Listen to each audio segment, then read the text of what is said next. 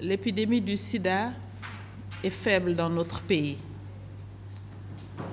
On peut aussi dire que l'épidémie est en déclin, à l'instar du monde entier. Je pense que comme toutes les épidémies et comme tous les phénomènes grandissent, naissent, grandissent, entrent en maturation et déclinent. Donc nous sommes vraiment dans la phase de déclinaison de l'infection à VIH, de la pandémie à VIH, si je peux dire. C'est la plus grande pandémie que le monde a connue. Et donc notre pays n'est pas en reste. Comment nous savons que ça décline? La prévalence est basse, 0,3%. Les nouvelles infections baissent régulièrement et également les décès baissent.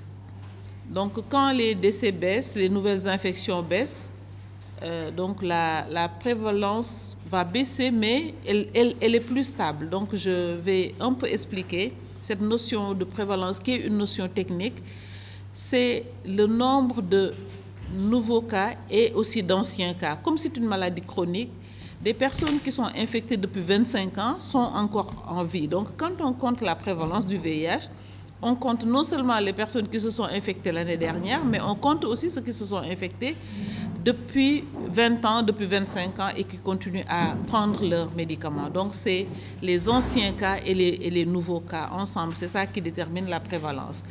Et vous comprendrez que si les décès baissent, donc la prévalence peut même se stabiliser. Ça veut dire que les personnes vivant avec le VIH ne meurent pas et donc restent en vie.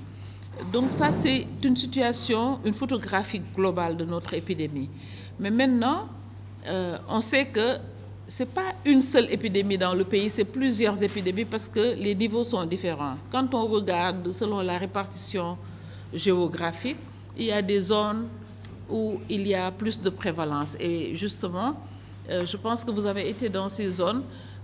C'est les zones du pays situées au sud et au sud-est du pays. C'est les zones de Ziguinchor, de Kolda, mais aussi de Kédougou et un peu la zone centre avec Kaffrine, où on voit des prévalences qui sont beaucoup plus élevées que la moyenne nationale. Donc on a des prévalences de 1,5%. 1,5%, c'est 5 fois la moyenne nationale.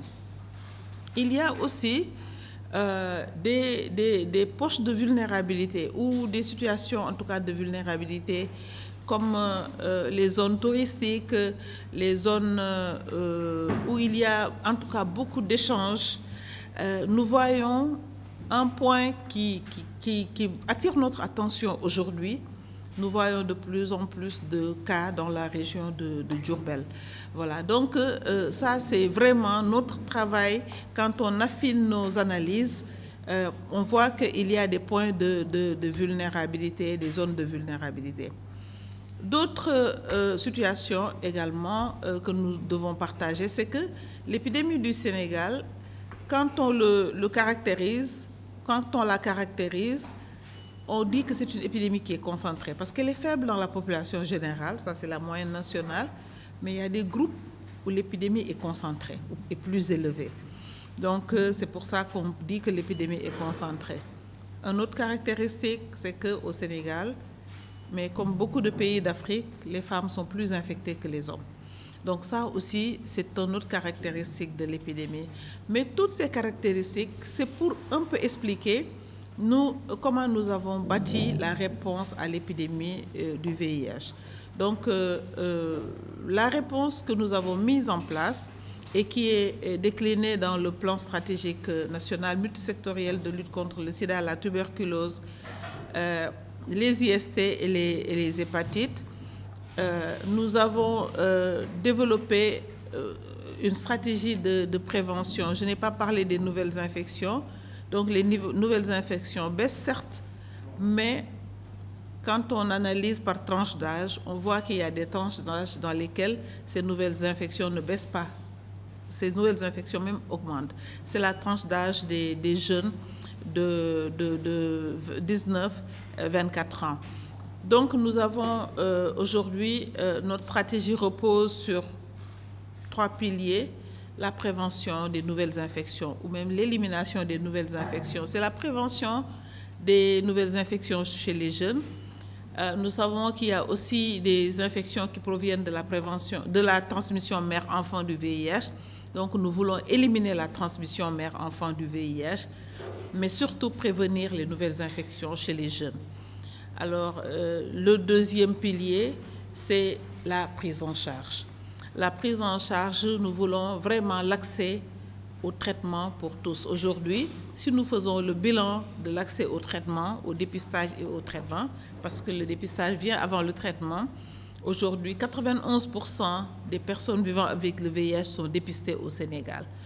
Donc, quand vous voyez beaucoup de personnes dépistées, pour nous, c'est une performance parce que nous voulons que les personnes sortent de leur maison, se fassent dépister pour bénéficier de la prise en charge. Aujourd'hui, sur ces 91% de personnes dépistées, 93% sont sous traitement ARV.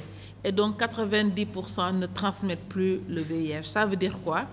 Ça veut dire qu'en résumé, sur 10 personnes qui vivent avec le VIH au Sénégal, les 9 sont déjà dépistés et suivent un traitement et ne transmettent plus la maladie. Donc, c'est ça qui explique que les nouvelles infections baissent parce que la transmission baisse dans notre pays.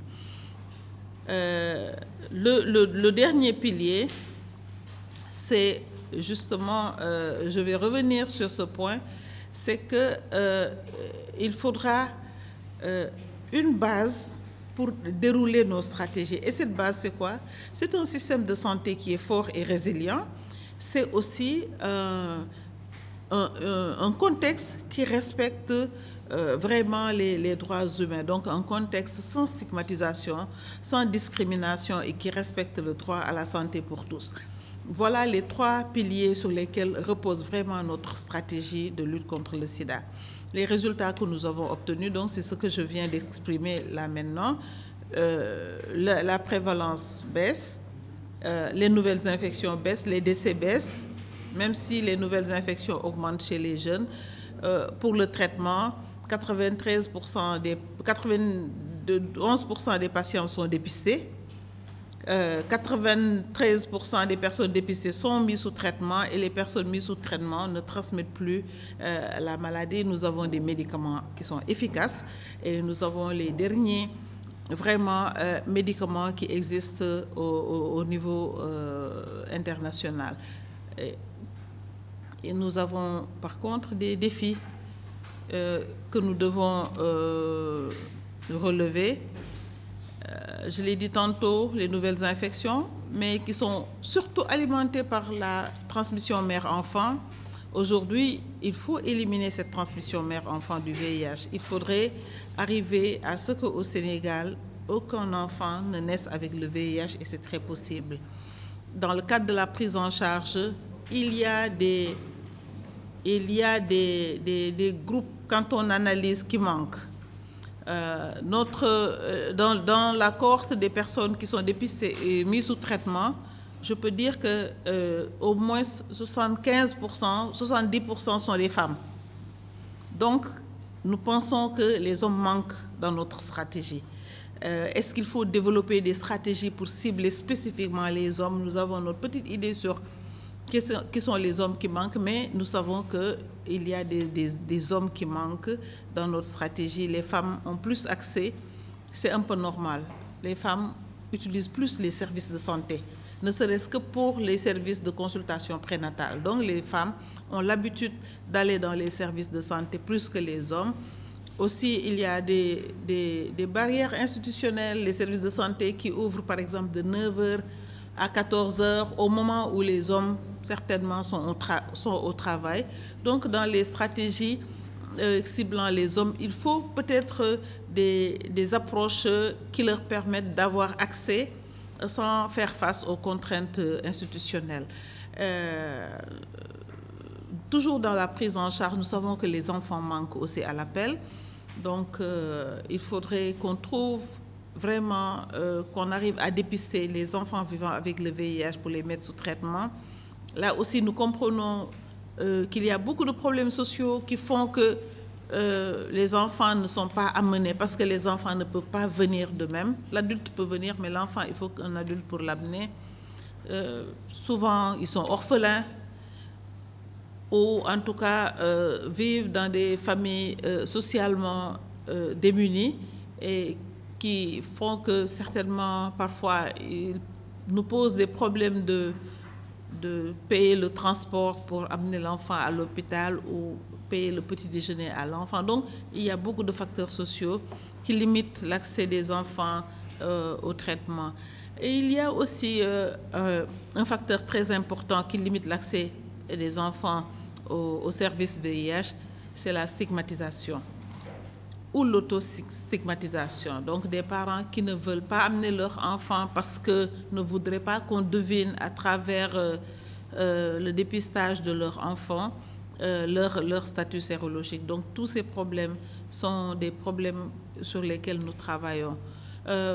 Pour l'environnement socio-culturel, donc vous le savez, nous travaillons sur des populations qui sont marginalisées, sur des populations qui sont très stigmatisées.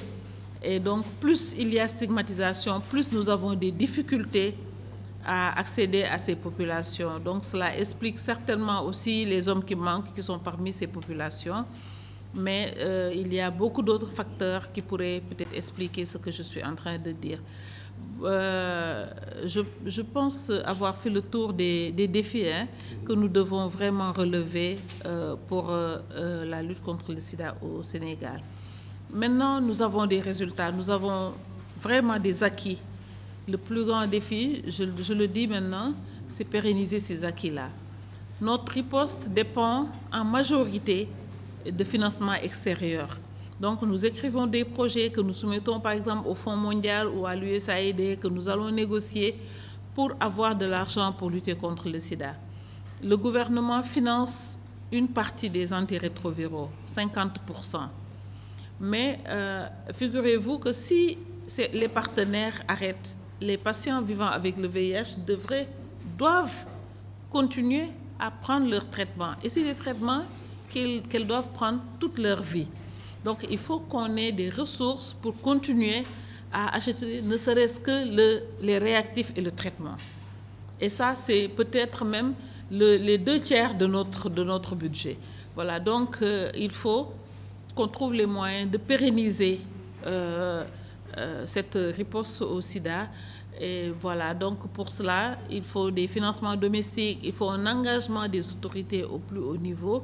Il faut trouver des mécanismes de financement innovants, mais il faut aussi continuer le partenariat au niveau international parce qu'aujourd'hui, la Covid nous a montré que la santé est un bien commun mondial et qu'il faut que tout le monde y mette en tout cas du sien pour financer la santé.